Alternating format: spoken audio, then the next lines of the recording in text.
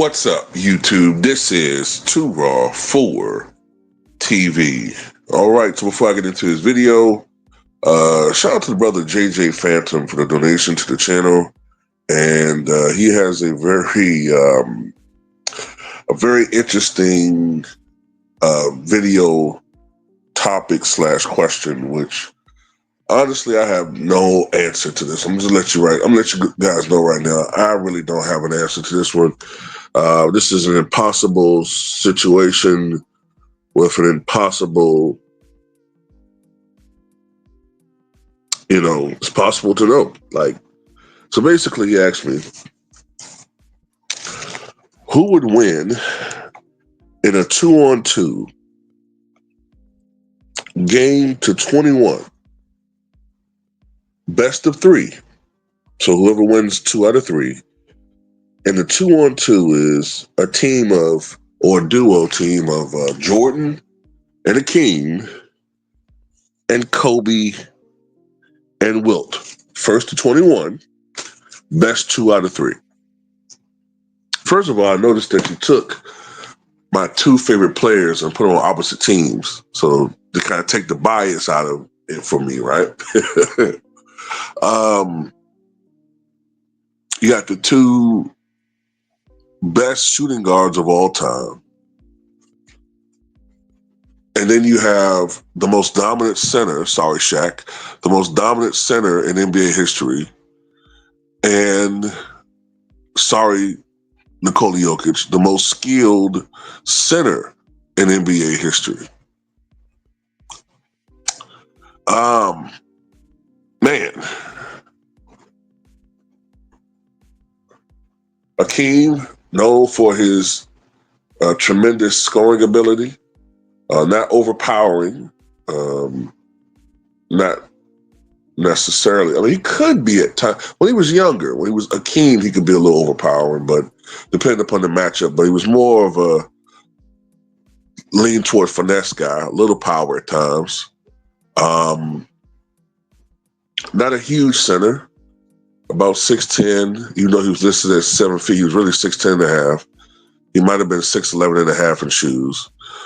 Between 235, 255 pounds when he played. Lost a little weight in the 90s. I would say his weakness, if there was a weakness, was by today's standards, he wasn't a good three-point shooter, obviously. And his passing was not elite. It was a little bit suspect when he was younger. He worked on it. He became a decent passer, but he was never an elite passer or facilitating big man. That was not his strength. But everything else about him was pretty great. Wilt was a great passing big man. His weakness was pretty much free throw shooting, and some would say in clutch situations, but I think that's a little bit overblown if you look at some of the things teams were able to do against him and whatever. People just say it's an excuse, so I'm not going to go into that. Jordan really didn't have any weaknesses. People say three-point shooting, but by the 90s, that was corrected. Kobe was arguably more skilled than Michael Jordan, not as dominant, not as great a finisher, not as athletic, not as accomplished. But, I remember a time when people said Kobe was the most skilled player in NBA history. Then all of a sudden it became LeBron, which is bullshit. Look, man, I don't know who to win this situation, man, honestly. I guess, it was the duo of Wilt and Kobe. Kobe was an underrated passer. I would establish Wilt. I would establish him first. What I'm saying? Get him going. Make him feel appreciated.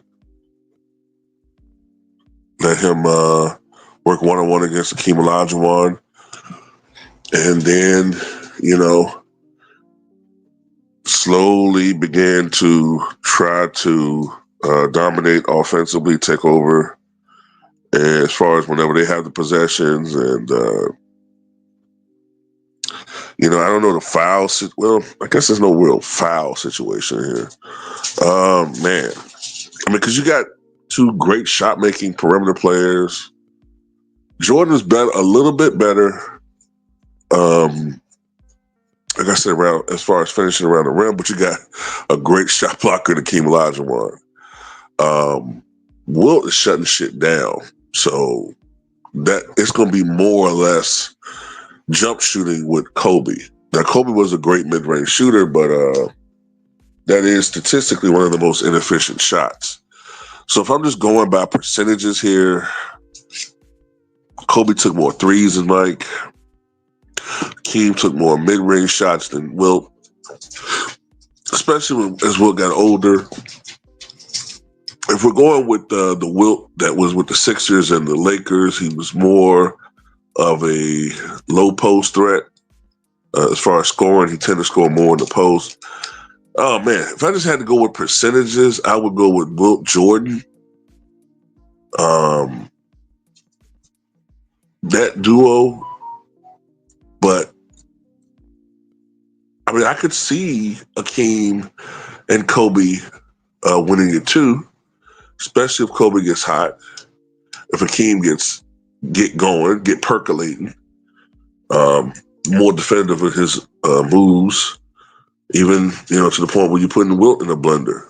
I could see that, but if I had to go with the percentages, I would say let's just go with Kobe and Hakeem winning the first matchup, Wilt and Mike winning the second matchup. In a close one.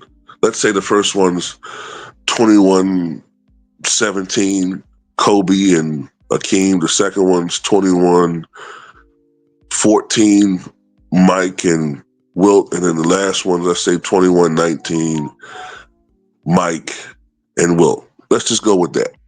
Is that good? Let's just go with that. But anyway, tell me what you guys think.